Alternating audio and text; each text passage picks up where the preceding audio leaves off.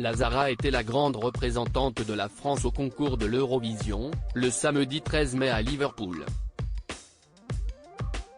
Au terme de la compétition, l'interprète d'Évidemment a terminé à la 16e place. Une performance qui ne lui a visiblement pas plu puisqu'elle a été filmée en train de faire ce qui ressemble à un doigt d'honneur à la caméra.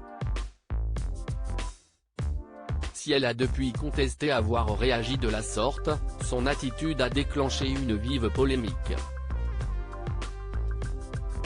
2 jours après cet incident, son ancien manager, Sébastien Farran, s'est exprimé dans TPMP. L'homme a ainsi indiqué qu'il n'était pas vraiment surpris de son geste, qu'il a condamné.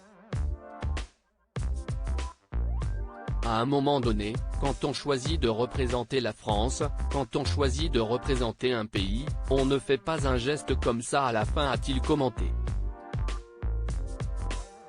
L'ancien manager de la Zara revient sur son attitude de diva. Interrogé par l'équipe de TPMP sur sa collaboration avec la Zara, Sébastien Farran a révélé qu'il avait mis 1 an et demi pour faire son album.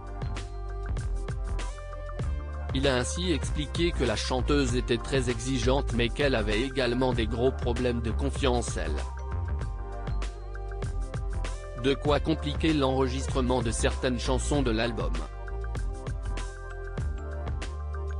Concernant son attitude souvent critiquée, l'ancien manager de l'artiste a fait quelques confidences. Il a expliqué, elle a parfois des façons de se comporter un peu borderline. Elle me disait tout le temps qu'elle voulait que je lui achète un sac Chanel.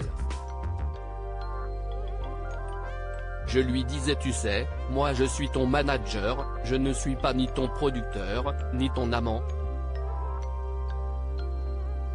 Elle demandait beaucoup, elle voulait rencontrer le patron d'Universal tous les 2 jours. Selon Sébastien Farran, son comportement de diva se traduisait par le fait qu'elle voulait sentir qu'elle était l'une des priorités. Une attitude qui pourrait lui jouer des tours.